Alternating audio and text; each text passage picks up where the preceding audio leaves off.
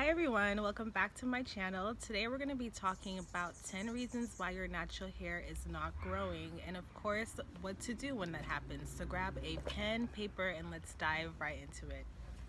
So of course I have mine all written down on my little keypad here, but I'm just going to go dive right into it. The first one is if you're not keeping a clean scalp. It's super important to keep a clean scalp. I know for me personally, I wash my scalp, my hair, about once a week or bi-weekly. You can do more depending if you have itchy scalp or not. The importance of keeping a very clean scalp is that whatever oils, products that you are using in your hair, if your scalp is clean, it's easier for the products to penetrate into your scalp. Therefore, it'll cause hair growth, which is what we want. So, yes. Tip number 2 is if you're not moisturizing the ends of your hair. Yes, that's super important. The ends of our hair, if you really think about it, the ends of our hair are really the oldest, driest, crustiest parts of our hair because it's been on our hair the longest. So we really want to put that moisture back into the ends of our hair. I know if we're in between styles and stuff, if we're touching up our hair, our ends of our hair, they really get the most brutal treatment. So it's important to put the moisture back into the ends of your hair, of course everywhere else too as well. The third tip is if you are detangling on dry hair, please don't do that. Detangling on dry hair is the worst. It'll cause breakage. It'll make your hair not retain its length. It'll actually make your hair very brittle and break from the ends. It'll really snap like a pretzel. So it's good to moisturize and detangle your hair with some warm water. Of course, I personally use warm water, and I also use conditioner of your choice.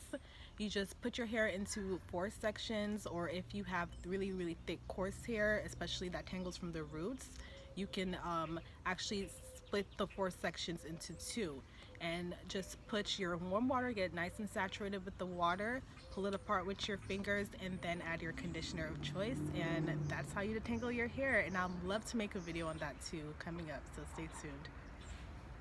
The fourth tip is if you're not deep conditioning. Yes, so deep conditioning is super important. It gives your hair that TLC that it really needs.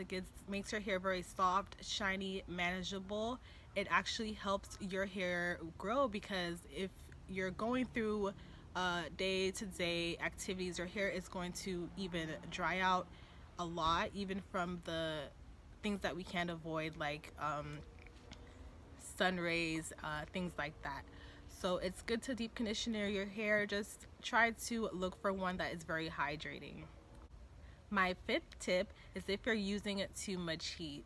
So heat is not good. When you use too much heat, it really dries your hair out. It makes it way harder to moisturize your hair. So just try to limit heat. If you're a heavy heat user, I have grace. So my tip for that is to limit heat to once or twice a month, or if you can, cut it out. For me, I really honestly, I use heat like less than 3 times a year. Sometimes I'll only use heat if I want to curl my hair, but of course, you know, from time to time I will just do a little bit of heat, use a very small temperature. So that's how I use heat on my hair. I actually thought of a way to do a heatless blow drying method, and I really like that. That has worked for me, and I can also make a video on that too as well. That's for another video. The sixth tip, if you are using tight styles, overstyling your hair. Yes, so I know as women it's kind of hard not to, you know, have your hands in your hair and touch your hair and take out your styles and switch it up, but I think the best thing for hair growth is if you keep your hair into a protective style. And a protective style really just means keeping your hair into a nice, protected, moisturized style for a long period of time. Depending on your schedule, you can really do it like once a week or week. I know for me, I leave my styles in for a whole week. I truly try to do it. If I can't, I'll just moisturize it in between. But if you go to your hair salon, or if you're getting your hair done, and if you're seeing that your hair is super tight at the root, you want to stay away from that. That will rip out your hair. So yes, just try to keep your style in for 1 week, and if you can, you can up it. Number 7 is not choosing the right products. So choose products that really make your hair feel good. I know it might be hard to find products really that work for your hair, but through trial and error, it'll really work out. Choosing products that make your hair feel good will just help your hair overall, and it will kind of help you eliminate ones that you don't really want to use, because your hair will tell you if it likes it or not. Number 9 is if you're dyeing your hair too much. It might be hard to see all these crazy colors and you want to try them, but it's really damaging to your hair. Once you're dyeing your hair, you're changing the chemical structure of your hair, so you can't really get your hair how it was before you dyed it. So the more you dye it, it takes a lot to really kind of combat that, because it's chemically damaged, therefore is weaker. It's not going to retain moisture as much, and you will have to it's just a lot of upkeep, and trust me, you don't want to do it. So if you are a consistent dyer, try to limit it to once a year. And my last tip is if you're not being patient. Everything in life takes time.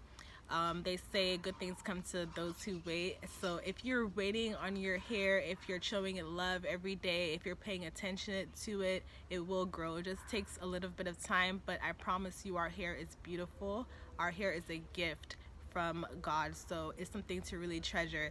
So your hair will grow, just be patient. And that is all I have for my tips. Have a wonderful day. Be sure to like, comment, share, and subscribe. Thank you.